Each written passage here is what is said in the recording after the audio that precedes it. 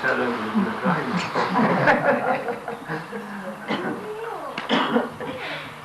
Y bueno, eso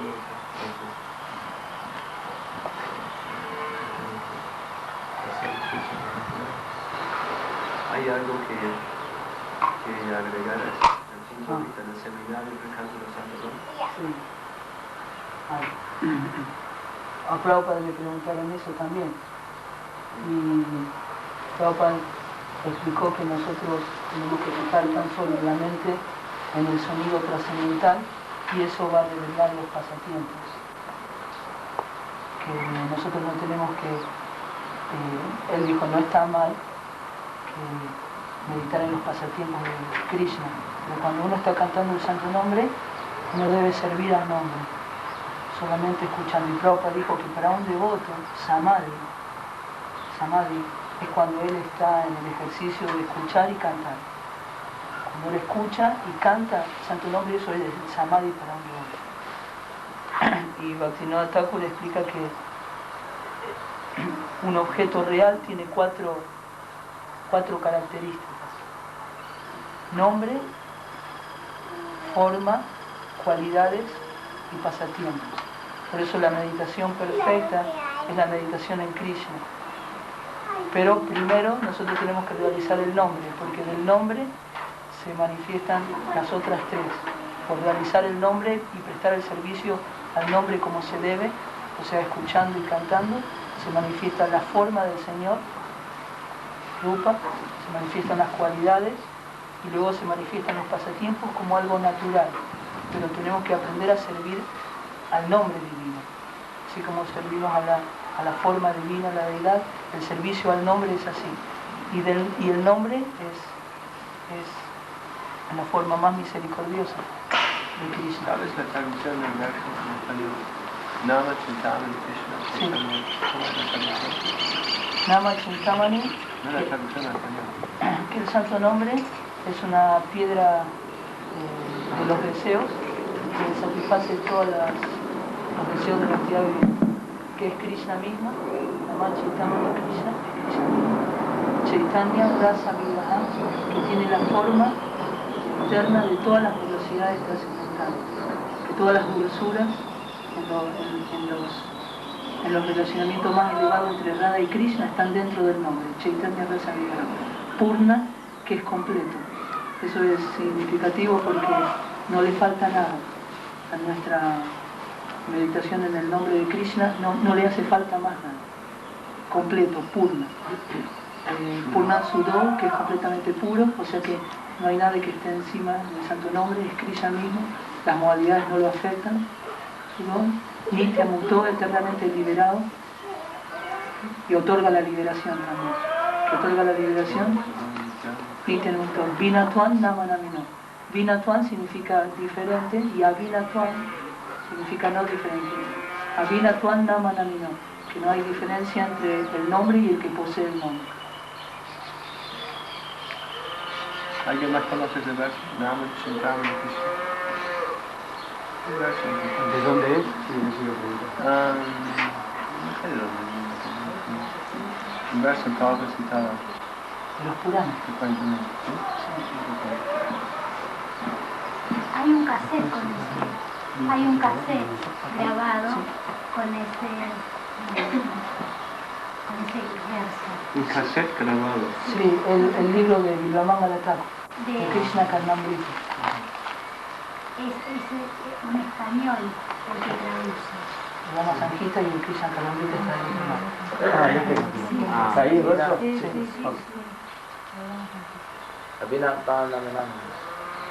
Traduce en español. Es el mismo verso para saber, para aprender con todo el mundo. Hay unos versos que son importantes aprender y dan mucha facilidad para meditar. Claro, la mayoría de los versos son así, ¿no? Pero hay algunos que como nos explican así como puntos claves, muy claramente.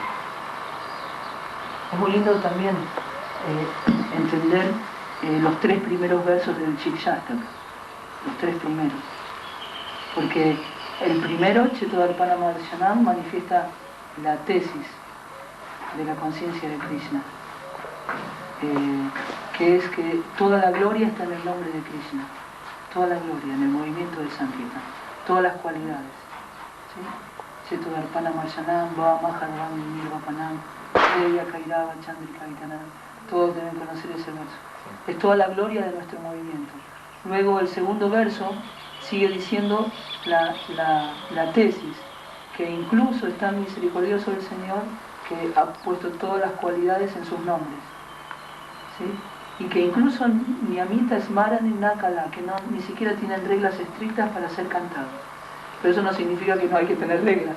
Eso significa que qué gloria, que si uno le pone reglas a algo que no tiene reglas, el resultado que da. Es por eso que Prabhupada dijo, el Mahamantra de Krishna es cierto, es el único mantra de todos los mantras védicos que es tan potente que no necesita ni reglas, ni tiempo indicado, pero debe cantarse con reglas. Y él dice, así como es el Gayatri, que tiene reglas estrictas para ser cantado. Y así uno realmente lo vuelve contento. Y así habla de la misericordia del Señor Chaitanya, del nombre, y entonces en el segundo verso da la tesis, la antítesis. ¿Cuál es el problema? Durdaivan, Idrishan y Hayanina no la da. Que yo soy un desafortunado porque Idrishan y Hayanina, que todavía no nació en mí, ese gusto por disfrutar. Esa es la antítesis, el problema. Y luego se da la tesis, la síntesis, el tercer verso. Trinada Piso, la solución al problema que está en nosotros. No es que el movimiento de Sankirtan, el santo nombre, sino la síntesis es la solución, y por eso el tercer verso, Trinada Piso, Nichana, Tarora Pisa Kishana, Amanina Manadena, Kirtaniya Sanjari. Si uno quiere cantar eternamente el santo nombre, tiene que tener una vida llena de cualidades, una vida conjunta al canto, limpia, así el santo nombre prende, y se habla de la humildad, la tolerancia, prestar respeto a los demás, y ahí está, nosotros hablamos de los relacionamientos, pero el santo nombre está íntimamente ligado a nuestro relacionamiento con los demás. Amanina y Manadena. Uno no quiere el respeto para sí, pero siempre está dispuesto a ofrecer respeto a los demás. Y así uno canta eternamente, como Guru Maharaj. Se está volviendo como Nama Acharya, ¿no? La autoridad acerca del canto del santo nombre. Es usted, Guru Maharaj. No tengo nada que ver. Krishna te mandó.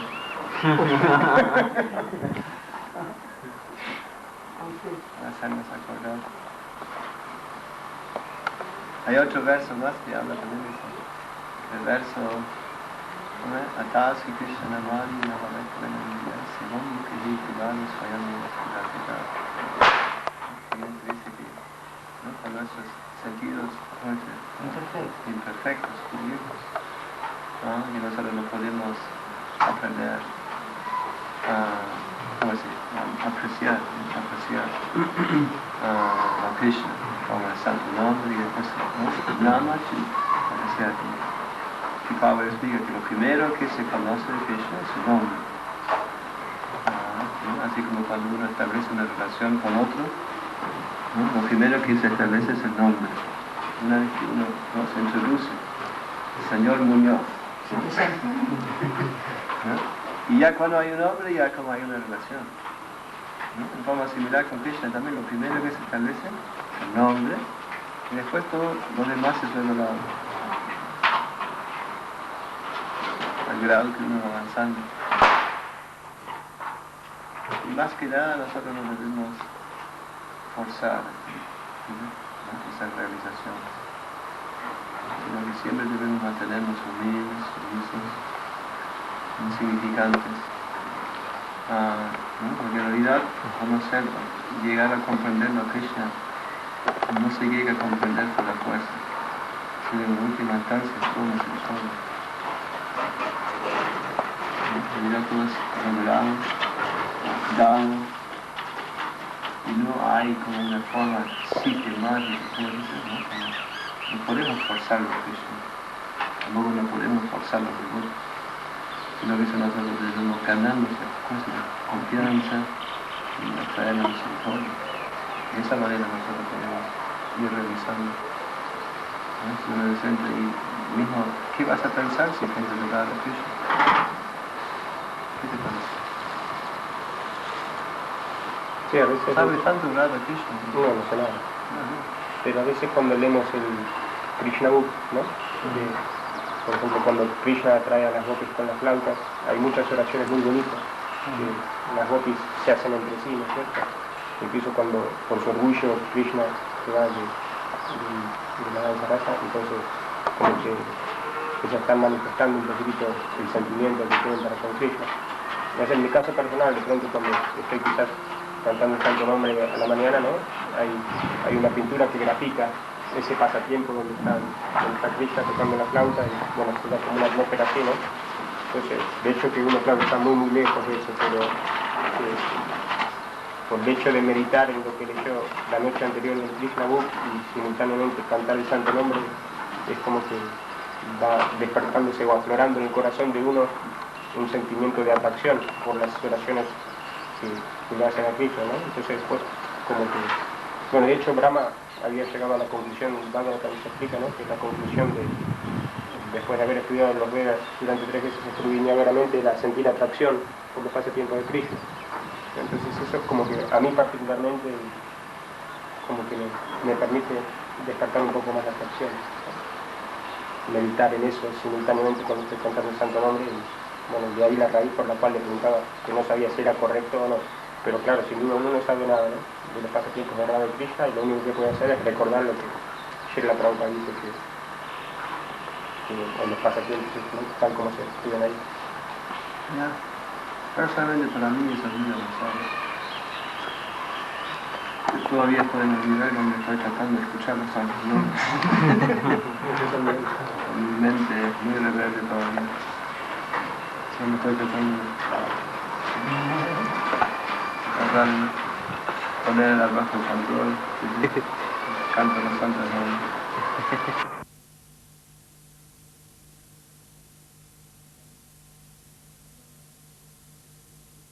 Mucho y cada día está en otro lugar y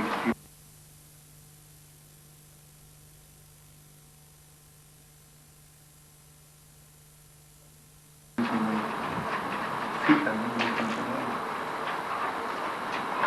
Ahora eso, yo no puedo decir mucho de eso. Fijaramente los pasatiempos de la Krishna es muy importante. Quizá alguna gran podría haber dicho algo más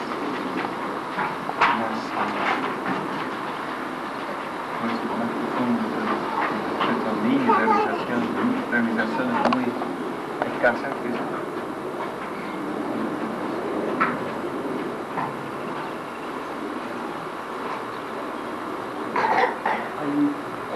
estoy escuchando estos últimos 2 o 3 meses, bueno, este último medio año. Escuché varias veces donde se hablaba la importancia, muchos devotos a veces preguntamos sobre el tema de cómo nosotros podemos evitar las 10 ofensas, ¿no? Entonces a veces muchos devotos están tratando de recordar las 10 ofensas pero no comentar ninguna, o se preguntan cómo yo voy a evitar las 10 ofensas. Escuché varias veces devotos mayores, sannyasis y demás, incluso lo leí el otro día en el libro de Sachinanda Swami, Prabhu, sí. El Océano Nectario del Santo Nombre, un libro muy bonito, que explicaba que el verso número 3 del Shikshastra también es tan importante y que en ese verso está incluido si uno puede hacer que este verso se haga nuestra carne, vamos a llamarlo así, en un grupo espiritualista, pero nuestra carne, podemos hacer carne ese verso, las 10 ofensas ya por factor concomitante van a estar evitadas, van a ser evitadas. Quizás usted quiera hacer algún comentario, Ramanu ya ha estudiado sobre eso.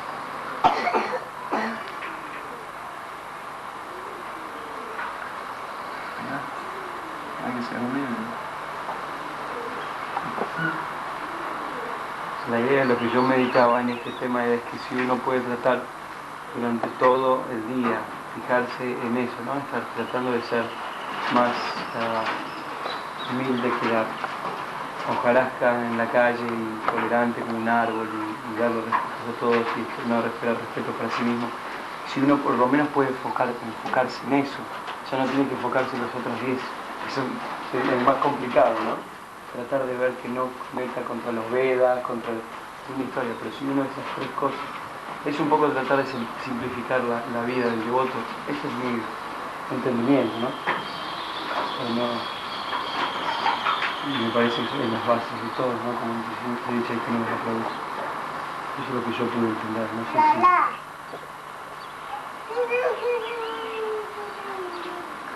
¿Ya? Quizás alguien puede hacer un comentario. Krishna me inspira, en un momento estoy como blanqueado, ¿sí? ¿Ah? Yo fui a Brasil. Pero no se escucha, es... ¿Qué? Es lo mismo, más fuerte, ¿no? Que yo viajé a Brasil al Viaje Apoyo de maestro espiritual. Estuve 5 días en Nueva Cura. Y todas las mañanas, antes de la clase de Bhagavatam, entre todos recitaban las 10 ofensas. Y hacía el hincapié en el agregado, que eso lo decía Musanyas, de cantar el mantra, que sería una ofensa, cantarlo sin concentración. Inatentamente. Claro. Desatentamente.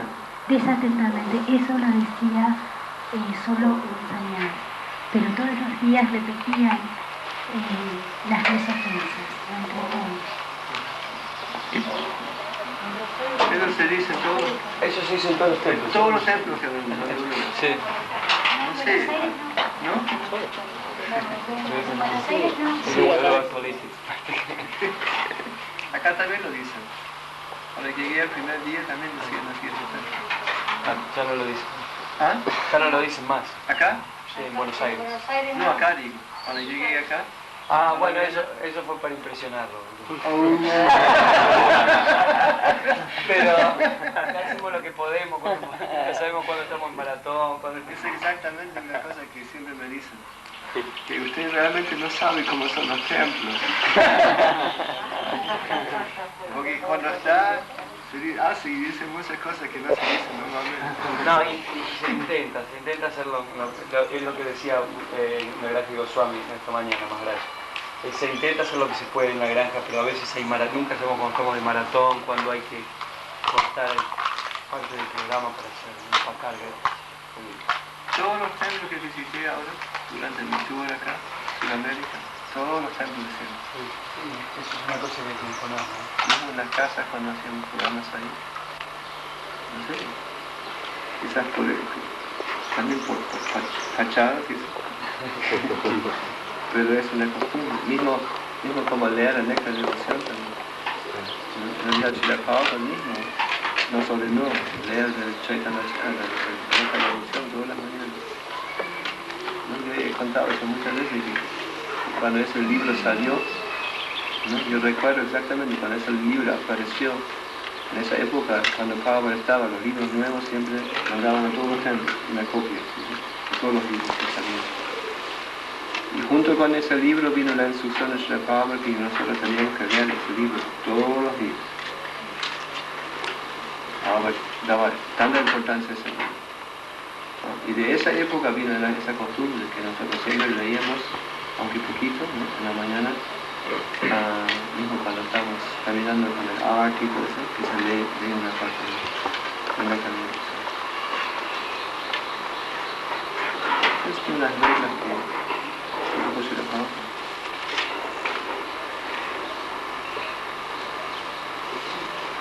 sí, ¿no? Si nosotros queremos tener un programa paca, como se dice, completo, ¿no? Hay ciertos elementos que siempre deben estar, como las 10 ofensas, lectura de nota de devoción, Tulsi Puja. Bueno, de Tulsi ya estamos hablando. Pero no, hay toda una cosa, el programa está muy simple.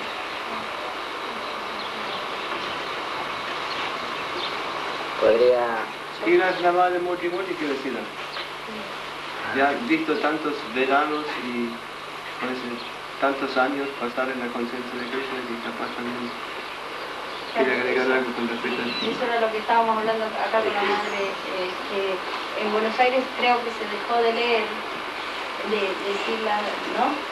No sé cuál es la razón, pero es lo que dice usted de que Don Robo dijo que nosotros deberíamos leer el néctar de la devoción todas las mañanas y es de la manera más linda que hay para uno aprender, porque yo todo lo que sé recuerdo haber sido instruida o hacer en todo a través de los devotos en el templo. Por ejemplo, en la época que Srila Prabhupada estaba, siempre, como dice Maharaj, venían los libros nuevos y a partir de ahí era como que uno empezaba a conocer ese libro. O sea, vino el néctar de la devoción y Srila Prabhupada nos instruyó para leerlo todos los días a la mañana.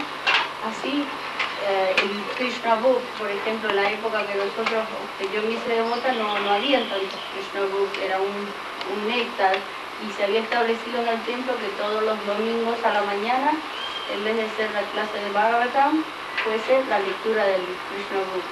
Y era tan increíble que estábamos todos esperando el fin de semana para que llegara el domingo para oír el Krishna Book. De esta manera es como que en conjunto todos los devotos teníamos interés en aprender día a día estos pasatiempos. Y esto hoy no lo hacen, si no lo hacen independientes, los devotos no conocen historias de Krishna, ¿no? Que es una de las funciones que tenemos para predicar, porque a veces gente en la calle te pregunta, pero Krishna, ¿por qué tiene esta forma? O Krishna, ¿por qué tiene este tamaño? Hay tantas preguntas que le hacen a uno, y si uno conoce el Krishna Book, o sea, el libro de Krishna, uno tiene también para predicar, porque no es solamente el Bhagavad Gita que tenemos que conocer todos los libros, porque ahí es donde están todos los que Prabhupada trató de darnos, ¿no? Las historias de Krishna yo creo que son una de los libros que casi no se leen en el templo así como programa. Está bien que sea el Bhagavad Gita, el Srimad Bhagavatam, pero uno debería hacer un tiempo, un domingo por ejemplo, o pongamos cuando Srila Prabhupada estábamos haciendo lo del centenario, que leían los libros de Srila Prabhupada. Es tan lindo tener ese programa, ¿no? Porque uno conoce Srila Prabhupada. Al final yo me acuerdo que para el centenario de Srila Prabhupada estaban todos los sábados, creo que eran todos los sábados y domingos, que él leía el libro de Srila Prabhupada. Hay muchos devotos que no tienen tiempo para leerlo.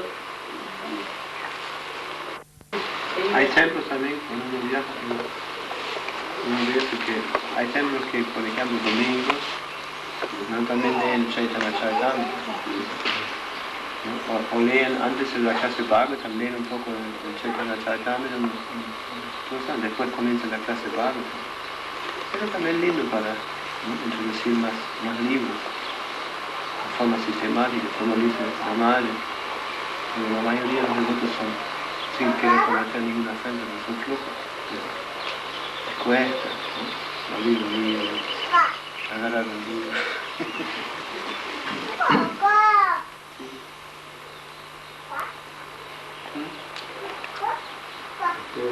Preguntar algo que vi en un templo, no digo cuál ni dónde, pero por ejemplo con Tulsi junto con Srila Prabhupada, por nuevo hacer la puya a Srila Prabhupada. ¿Qué se debe hacer? ¿Hacer la puya a Tulsi o hacer la puya a Srila Prabhupada? Y yo hablé con las autoridades, le dije, mire, a mí me parece esto así. No, acá se hace siempre así, me dijeron. Dice, Tulsi ganador de Prabhupada. No, es una costumbre mismo en la India. Cuando los devotos dan la clase, por ejemplo en Mayapur, ¿no? Siempre ponen Tulsi al lado. Yo no sé la razón, pero me parece muy lindo. No da la clase, pero No no es así, cuando- ¿quién ha estado en Mayapur? ¿No es así? Se le pone una tulsi al lado del grande. Sí, al lado del orador del Surasvati. A mí me tapaba, yo estaba de costado y estaba muy adelante, me tapaba. Bhaktivedanta Swami justo. En Vrindavan, en el templo de Krishna Balaram, ponen como una mesita también y ponen aquí así. Pero no cuando son de Puya Prabhupada. Ah, Ahí está la clave.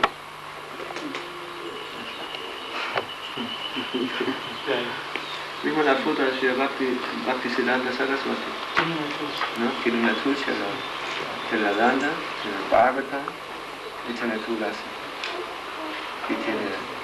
Todo pácaros, de la María, ¿viste? Y todo, la chamba, como le hace la manilla,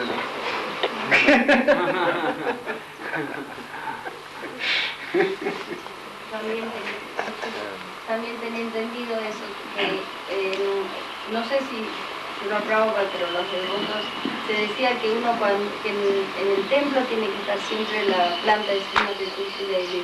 Cuando uno va al templo, uno debe dar reverencia al maestro espiritual, a Srimati Tulsi Devi y después a las deidades. Por eso, obviamente, siempre tendría que haber una planta de Srimati Tulsi Devi.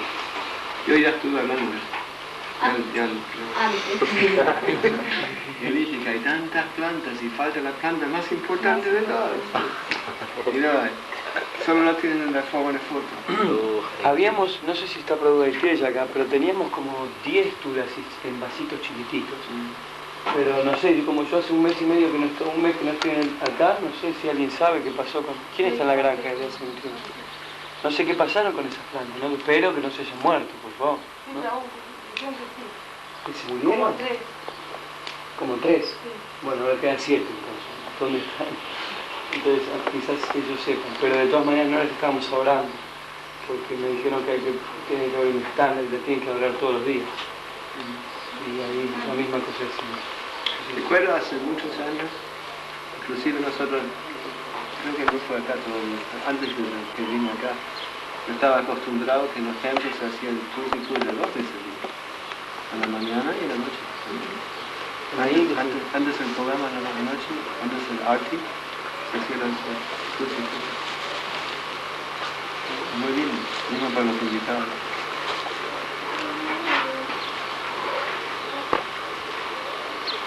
Algunos piensan que no es muy, no entienden esa adoración. Justo yo comenté eso, y que en Estados Unidos, como digamos, el programa de domingo se adora a Tulas y todo el mundo también. Lo comenté así en los años para hacerlo, como que parecía medio raro, ¿no? Esa adoración para la gente. No sé, últimamente que viajo y cuando no hay tulsis en los templos, igual canto tulsi. Y muchos templos han empezado, por lo menos tenemos una foto. No es tan lindo, es tan elemental cantar oración de Tulsi en la mañana. No sé, a mí por lo menos me falta la oración de Tulsi en la mañana, si no hay. Falta un elemento importante en la fase del año. Una cosa que debemos entender también es que Tulsi es como, no es tanto que solo de Tulsi, sino que también que hay devotos que se preocupan mucho de Tulsi. Tulsi en realidad necesita pacto para prosperar. ¿Cómo se prosperar? Para prosperar. Yo recuerdo en la época cuando nosotros comenzamos en Buenos Aires, estábamos en Sarmiento todavía, y recuerdo que nosotros no teníamos lugar para poner Tulsi, que es cuadro muy chiquitito. Entonces, una devota que vivía afuera con el esposo, unas cuantas cuadras del templo, venía todas las mañanas para la Mangalati, ¿no? Y llevaba o sea, había hecho una caja especial para transportar Tulsi. Ella cultivaba Tulsi en la casa. Y todas las mañanas cuando venía la Mangalati, traía la caja con la Tulsi. Y mismo en el invierno, esa Tulsi crecía. Era impresionante cómo crecía.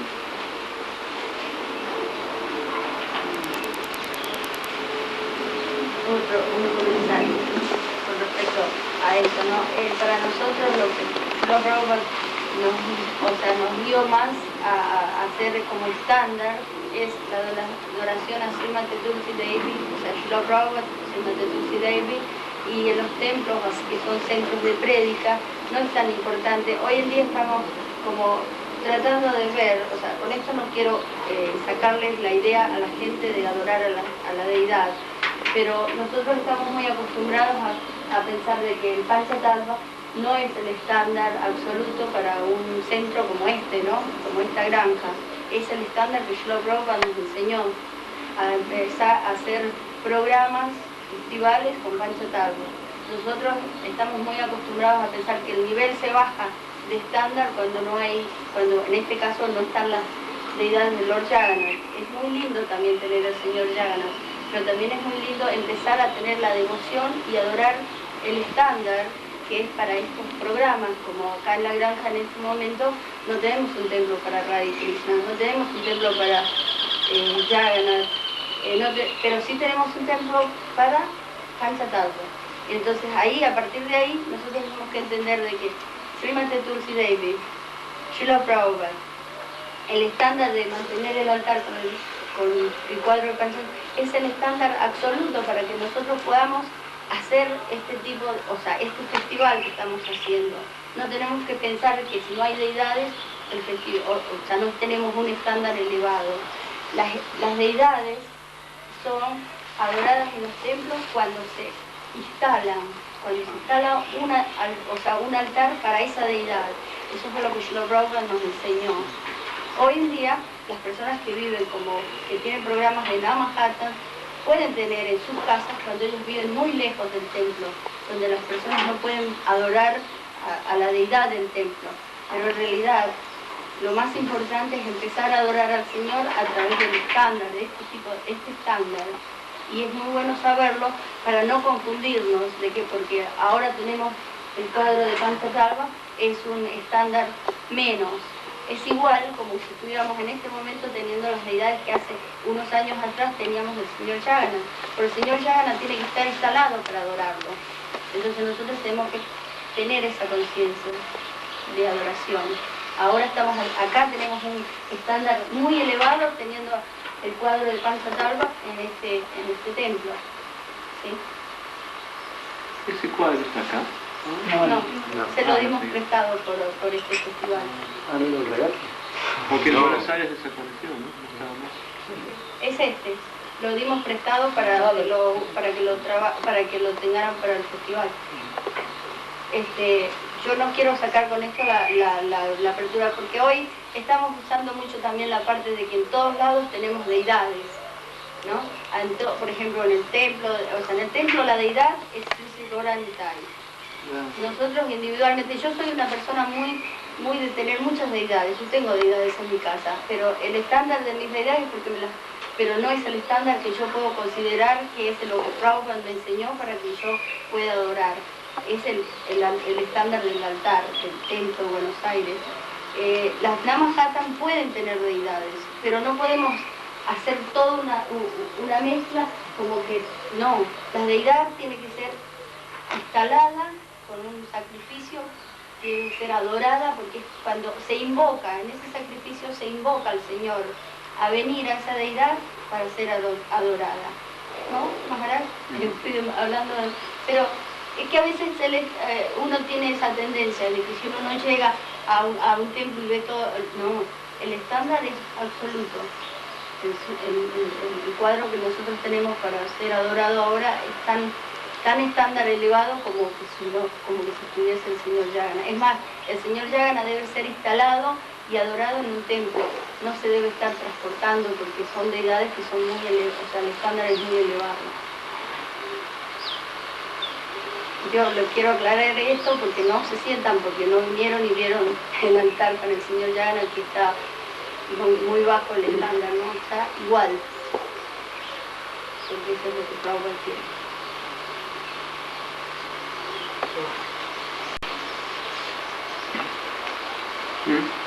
Estático. Power. Era solo que no entraste por fin, cuando Pavel apareció, ¿no? Cuando fuimos al aeropuerto para recibirlo, en esa época todo era muy informal, no era como, mismo los devotos mayores, inclusive tampoco no tenían sabían mucho de las formalidades, la etiqueta y esas cosas. Entonces cuando fuimos al aeropuerto, llevamos una alfombra, porque esa era la onda en esa época, inclusive esas alfombras en Hamburgo, en Alemania, tienen esa costumbre de que una vez al mes hay un día que todo el mundo echa su basura grande, que no pueden tirar la cosa en los tachos, sino que muebles y máquinas viejas y ruedas de coche que no sirven más y todas esas cosas las tiran para afuera. Inclusive muchas veces tiran cosas para afuera que son útiles, que no son buenas. Entonces, mismo tiran muchas alfombras, cosas así, ¿no? Y de ahí todo nuestro equipo de templo había venido esta basura. Y de esa manera teníamos, en realidad yo recuerdo cuando yo fui al templo, teníamos no solo una alfombra, sino varias tapas de alfombras. Y nosotros pensábamos que eso era como estándar, por ejemplo, la India, la cultura de India, mística, las alfombras. Después aprendimos que las alfombras son sumamente muchas, y nos tiramos todo para afuera. Pero en esa época nosotros siempre, mismo cuando salimos a Harina, poníamos una alfombra, muy místico. Entonces nosotros llevamos la alfombra al aeropuerto y nos sentamos encima de la alfombra. Bien así como un grupo, bien así místico, ¿no? Entonces y también había un hindú que no sé, había venido al templo, se entró de la avenida Chapal. Entonces él también apareció con una rosa, ¿sí? Con una flor, porque él sabía cómo se recibe en Sadhu. Entonces cuando Pavel apareció, se abrió la puerta, ¿no? Nosotros nos quedamos todos, por lo menos lo habíamos visto la primera vez, ¿no? Así estábamos haciendo quieta, pero de una forma u otra paró todo y nosotros nos quedamos así, como muy impactados. Y Pavel aparecía, ¿no? Para hoy en día ya no es tan algo nuevo ver azafrán así rugiente, ¿no? Inclusive Pavel estaba usando una bufanda súper efulgente, ¿no? Azafrán así. Y cuando Pavel salió, ¿no? Parecía como una persona de otro mundo, de otro mundo. Y apareció con Purushottam, sus serpientes. Y como ya les conté hace unos minutos, les conté que en esa época los devotos estaban muy apegados a Jagannath. Entonces, al lado del Sri Prabhupada estaba Purushottam con su traje oscuro, ¿no?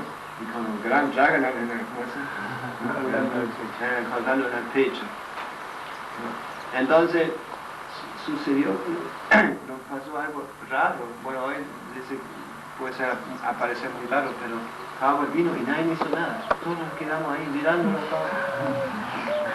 Y de repente uno de los devotos era un devoto mayor que había venido a la India. Pavel lo había mandado a la India para esquivarse del servicio militar, porque escaparse. Entonces Pavel lo había traído a la India para que asistiera a Alemania. Entonces ese devoto sabía un poco más así como, ¿no? Estaba un poco más formado en la India. Entonces él se levantó y empezó a correr así de Prabhupada, se tiró al piso, agarró los pies de Prabhupada. Fue muy dramático todo, nosotros estábamos todos ahí, ¿no? Observando esa escena. Y cuando el devoto se había tirado los pies de Prabhupada, Prabhupada se inclinó, ¿sí? Bajó.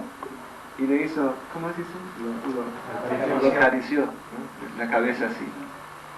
Entonces otro devoto también se levantó y fue hacia el Prabhupada y lo llevó al taxi, ¿no? Para tomar un taxi, porque en esa época no teníamos coches ni nada, éramos un grupo de ex hippies, ¿sí? No teníamos, ¿no? Ninguna facilidad. mismo nosotros habíamos venido en colectivo, ¿no? Entonces, el devoto lo llevó a Sri Prabhupada al taxi y Prabhupada desapareció. Nosotros estábamos todavía ahí como, ¿no? Completamente, ¿cómo dice? La túnica, como estando, ¿no? Bueno, agarramos y fuimos al templo. Y en esa época nosotros teníamos un templo chiquitito, una tiendita chiquitita con una vidriera hacia la calle. Y era muy chiquitito, había una ¿cómo se llama? Una pileta chiquitita, ¿no? Justo para lavarse las manos así. Y habíamos, los devotos habían separado el templo con una tela, ¿no? Como decía antes, una tela simplemente, y habían puesto el altar enfrente, ¿no? Dejando un poquito espacio para ponerse tira, usar la pileta y todo. Pero era un cuarto chiquitito, y ahí vivíamos. Y aparte teníamos un estándar tan bajo, ¿no? Una vez a la semana fuimos a duchar, ¿sí?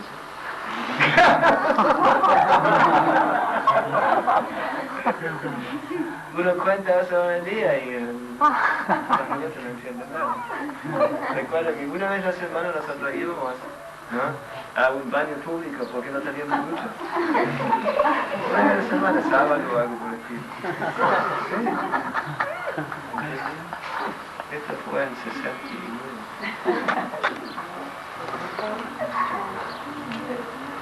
Y bueno, entonces, ¿no? Lo acomodamos a Sri Prabhupada, quitamos un departamento en un edificio cerca.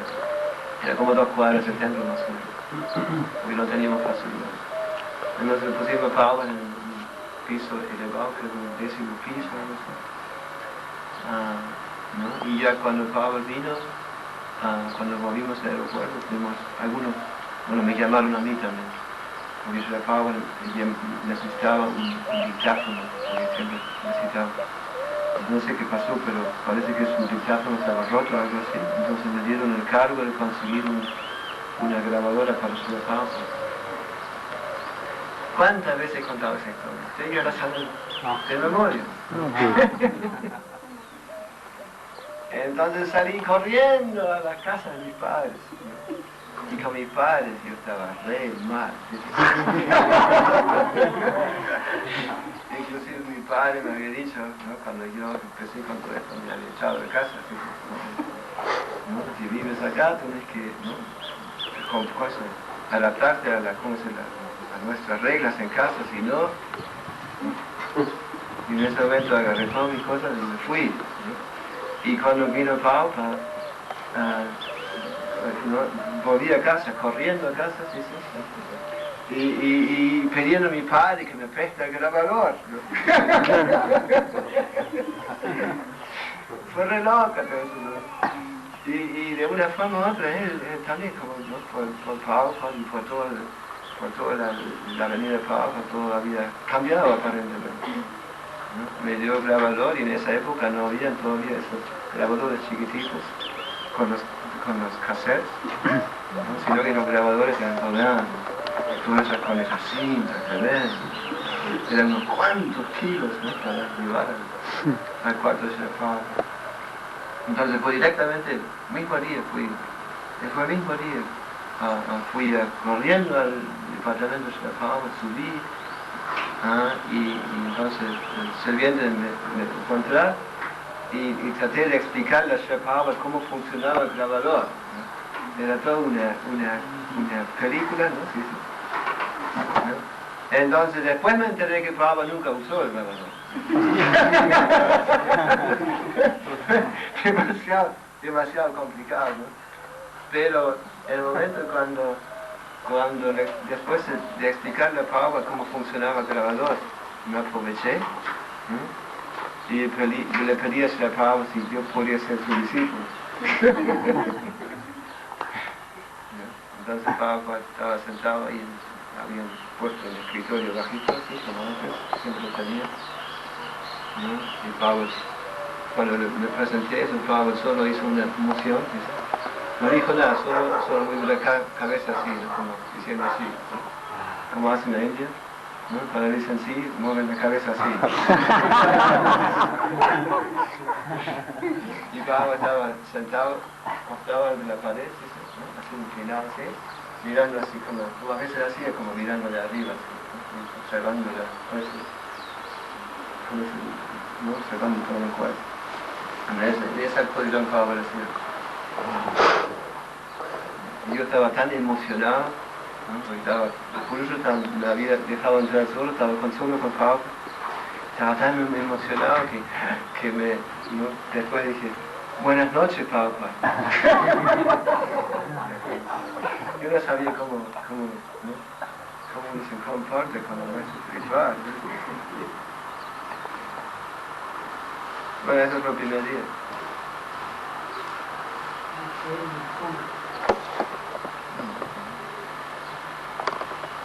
Es el nombre. Dice Londres para... También la alfombra. Ah, coincide con lo que usted estaba diciendo. Sí, en esa época se usaban muchas alfombras.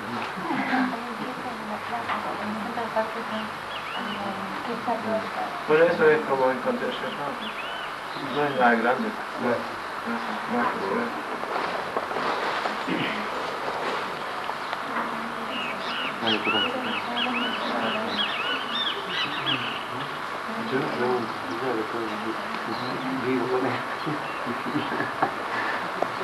O sea, eso es como me encontré con Shirapal. Cómo yo vivo el Virevoto es otra historia. Pero eso no fue la pregunta.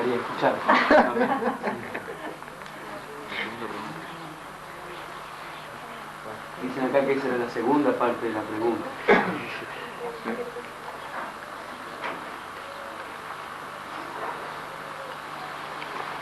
No sé dónde comenzar, porque no quiero ramificarlo demasiado.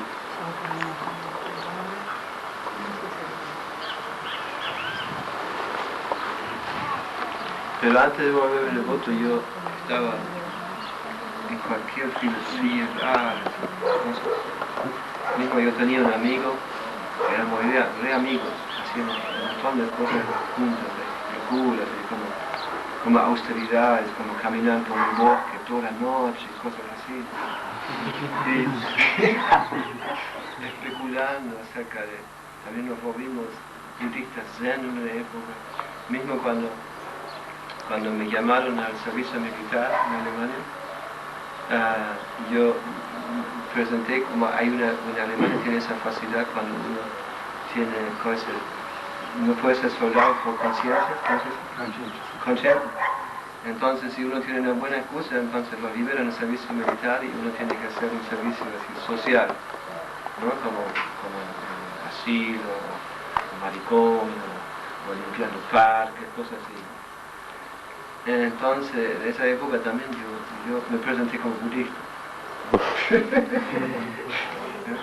Y yo estaba tan convencido de que yo era budista, aunque no entendía nada. Entonces me presenté ante el tribunal, era todo un tribunal como militar, psicólogo, todo eso. Y los convencí que yo era budista. Lo tomaron muy en serio. Entonces yo andaba por todas esas cosas y llegó el momento que Krishna me apretó, empezó a apretarme, ¿no? Para que me vuelva más humilde. No tuve un accidente, me quebré la el pie, y un montón de cosas pasaron en esa época. Inclusive me quebré el pie, fue en invierno, en medio de un parque me caí. En medio de la nieve, el hielo, estaba oscuro, la noche, nadie. Era muy intenso todo eso. Después vino la ambulancia, fue toda una historia. Y de ahí me volví muy sobrio, ¿sí? No lo veía más como una cosa de juego y drogas y todo eso. Sino que me puse muy serio, ¿no? Y empecé a entender que yo necesito un guía. Entonces cuando estaba andando todavía con el yeso, ¿sí? Empecé a predicar a todos mis amigos que necesitamos un maestro espiritual. sin la maestra espiritual la vida era inútil. Y mismo algunos me empezaron a cargar, ¿sí? Tan loco, como se están un poco la maestra espiritual. Porque en esa época, en el ambiente donde yo estaba, todo el mundo estaba hablando de libertad y todo el mundo quería, ¿cómo se dice? Hacer todo como al revés, ¿cómo se dice? Al revés.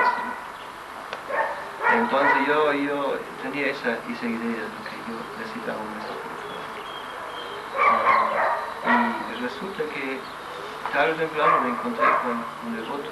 En esa época yo vivía en una comunidad de jóvenes. En esa época había muchas, no en todo el ambiente hippie, revolucionarios, había muchas comunidades jóvenes que estaban experimentando un montón de cosas, con drogas y con no sé qué, yoga. Y un día, en esa comunidad donde yo vivía, nosotros teníamos un altar grande. Y todo el mundo ponía lo que era sagrado en ese altar. Uno ponía el diablo, otro ponía algún yogi, Jesucristo, cualquier cosa. Y un día en esa comunidad apareció un devoto que se había grupiado en realidad, ¿no? Eran unos primeros devotos que han mandado Srila Prabhupada a Occidente. Y bueno, y esa persona apareció en nuestra comunidad y era muy diferente, muy fulgente, ¿no? Siempre llevaba Bhagavad Gita, la primera Bhagavad Gita que teníamos, ¿cómo es la recomendación, la glorificación de Allen Ginsberg en la etapa esa violeta, ¿recuerdan? Entonces el devoto era americano, un Tamashu. El primer Uttama. Y bueno, ese devoto era muy serio, ¿no? Estaba cocinando, comenzó a cocinar para nosotros,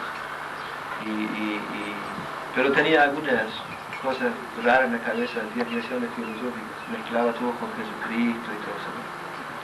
Inclusive también se había crecido pelo como Jesucristo, andaba en sandalias, pero siendo llevado Bhagavad Gita. Entonces él empezó a predicarnos y yo me atraí mucho a la pureza. Entonces un día me llevó al templo. Me llevó al templo y cuando fui la primera vez, después de ir la primera vez al templo, yo le dije, mira, yo quiero esto en forma seria, no como lo hacen tú, como propia cosa. Yo quiero la esencia esta. Entonces yo empecé a ir al templo y bueno, ustedes saben cómo es cuando uno va al templo como invitado, ¿no? De forma regular, ya los devotos ya lo tienen en la vista. En la mira. En la mira, dije.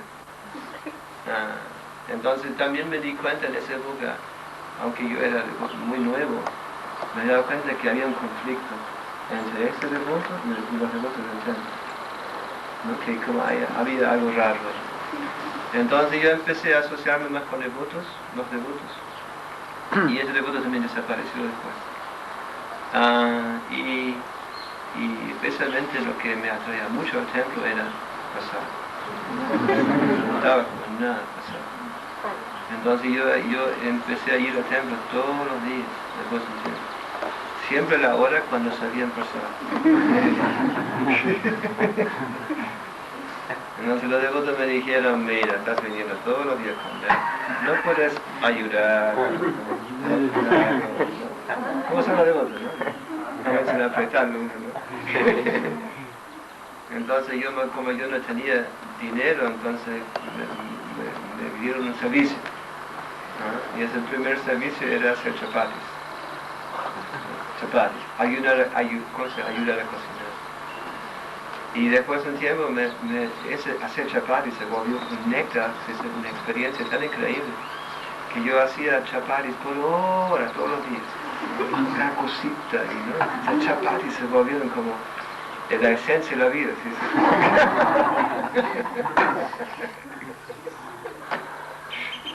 Bueno, y después de un tiempo yo pensé que, bueno, ahora he aprendido unas cosas, pero yo no me quería rendir. Entonces yo pensé que, bueno, yo he aprendido todo eso, ahora lo voy a hacer por mi propia cuenta. puedo hacer eso. No tengo que vivir con él. Entonces me fui. Y hice un viajecito, ¿no? En esa época, bueno, eso ya lo he contado muchas veces, que en Copenhague en esa época había todo un pueblo de hippies, ¿no? Eran viejos campamentos militares de la Segunda Guerra Mundial. En realidad era un campamento de soldados alemanes porque habían ocupado pues, Dinamarca en ese época. Entonces todos los hippies habían ido a ese lugar, ¿no? Y vivían ahí. Entonces yo fui a ese lugar, ¿no? Con un par de cartas, ¿no? Y siempre me sentaba en un lugar y cantaba los santos nombres, y la experiencia era tan fuerte, ¿no? No sé para qué expandir ese punto más, pero después de un tiempo, ¿no? Me di cuenta que Krishna me apretó y me hizo realizar que yo no podía hacer esto independiente, ¿no? Y como me encontré con tanta oposición, ¿no? De la gente, ¿no? O sea, como yo veía que era demasiado serio el asunto, que la mayoría de gente no estaba preparada, estaba más superficial. Entonces empecé a sentir una gran separación de los devotos. Agarré, fui a Hamburgo, y bueno, esa historia sale todo el mundo también. Abrí la puerta, ¿no? Estaba Shivananda y Shivananda dijo, ¡ahí está! ¿No? Y cuando Shivananda me recibió así, esto me partió el corazón. Me partió el corazón. O sea, como... No, eso me endeudó. Me endeudó tanto con ese devoto que no puede ser otra cosa que quedarme ahí. Y después de poquito tiempo, ¿no? Vino su... Hay muchos más detalles, pero